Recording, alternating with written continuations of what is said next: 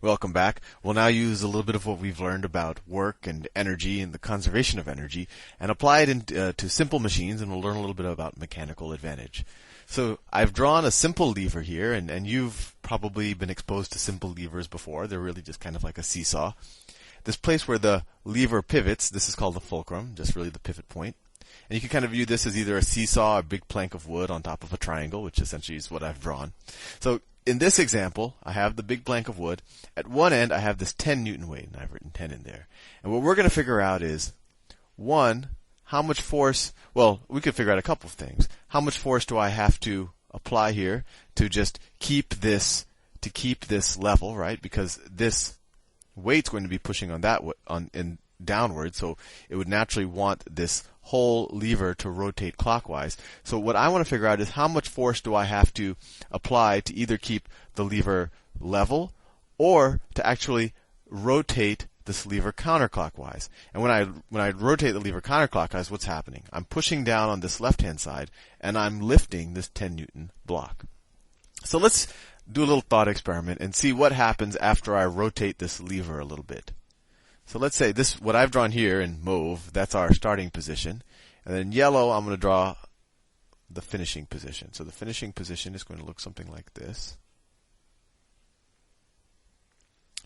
Trying my best to draw it. The finishing position is something like this. Oh, and also one thing I want to figure out, I wanted to write, is let's say that this distance right here from where I'm applying to the where I'm applying the force to the fulcrum, let's say that distance is, whoops, I'm using the wrong tool. That distance is 2, and from the fulcrum to the weight that I'm lifting, that distance is 1. Let's just say that just for the sake of argument. Let's say it's 2 meters and 1 meter, although it could be 2 kilometers and 1 kilometer, so we'll soon see. And what I did is I pressed down with some force, and I rotated it through an angle theta. Right? So if that's theta, then this is also theta. Right? So my question to you, and we'll have to take out a little bit of our trigonometry skills, is how much did this object move up? So essentially, what was this distance? What's its distance in the vertical direction? How much did it go up? And also, for what distance did I have to apply the force downwards here? So that's this distance, in order for this weight to move up this distance over here. So let's figure out either one. So this distance is what? Well, we have theta. This is the opposite. This is a 90-degree angle, right? Because we started off at level. So this is opposite. And this is what? This is the adjacent angle, right?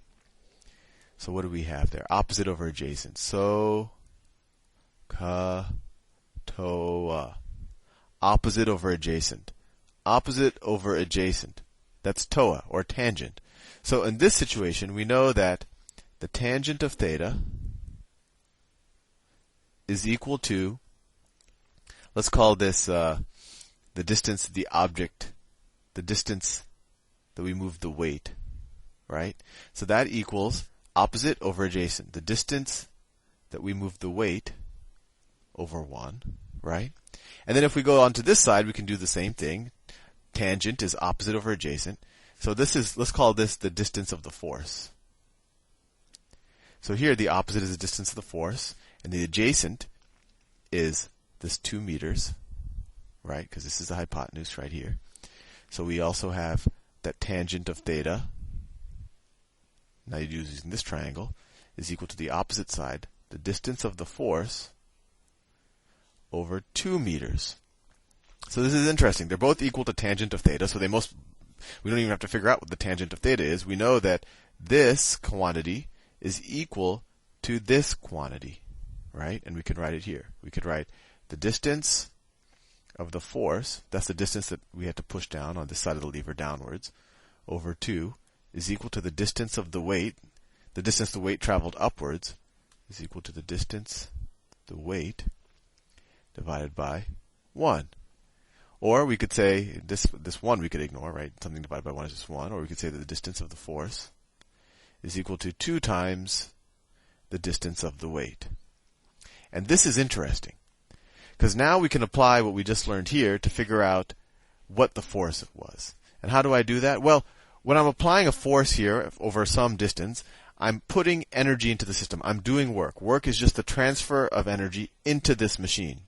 And when I do that, that machine is actually transferring that energy to this block. It's actually doing work on the block by lifting it up. So we know the law of conservation of energy, and we're assuming that this is a frictionless system and that nothing is being lost to heat or whatever else. So the work in has to be equal to the work out. And so what's the work in? Well, it's the force that I'm applying downward times the distance of the force. So this is the work in.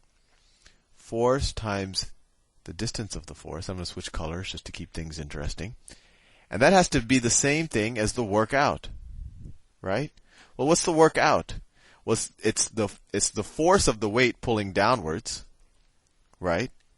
So we have to, it's essentially the lifting force of the lever.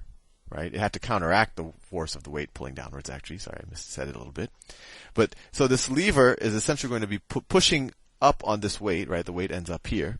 So it pushes up with a force equal to the weight of the object. So that's the weight of the object, which is, I said it was a 10 Newton object, right? So it's equal to 10 Newtons. That's the force, the upward force here, and it does that for a distance of what? Well, we figured out this object, this weight moves up with the distance d sub w. Times d sub w. Right? And we know what the distance of the force is in terms of the distance of w. So we could rewrite this as force times, substitute here, 2 dw is equal to 10 dw. Divide both sides by 2 and you have, or actually divide both sides by 2 dw and you have force is equal to 10 dw over 2 dw, which is equal to dw's cancel out, and you're just left with 5. So this is interesting.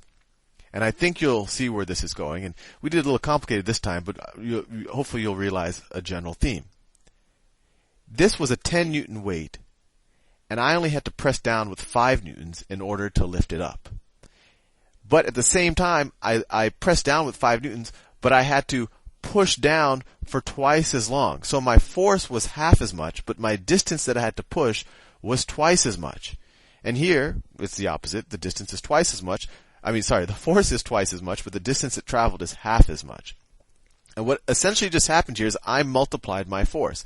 And because I multiplied my force, I essentially lost some distance. But I multiplied my force because I inputted a 5 Newton force and I got a 10 Newton force out, although the 10 Newton force traveled for less distance because the work was constant. And this is called mechanical advantage.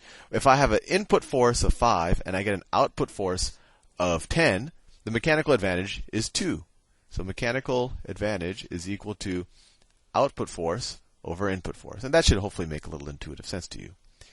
And another thing that maybe you're starting to realize now is that proportion, the proportion of the mechanical advantage was actually the ratio of this length to this length. And we figured that out by taking the tangent and doing these ratios. But in general, it makes sense because this force times this distance has to be equal to this force times this distance. And we know that the distance this goes up is proportional to the length of this from the fulcrum to the weight. And we know on this side, the distance that you're pushing down is proportional to the length from where you're applying the weight to the fulcrum. And now I'll introduce you to a concept of moments. Let's see, in just a moment. So in general, if I have, and this is really all you have to learn, that last thought exercise was just to kind of show it to you. If I have a fulcrum here, and if we call this distance d1, and we call this distance d2, and if I have a force, if I want to apply an upward force here, let's call this F1, and I have a downward force F2, in this machine, F2 times D2 is equal to D1 times F1. And this is really all you need to know. And this just all falls out of the work in is equal to the work out. Now this quantity isn't exactly the work in. The work in is this force, F2, is this force times this distance. But this distance is going to be proportional to this distance. And that's what you need to realize.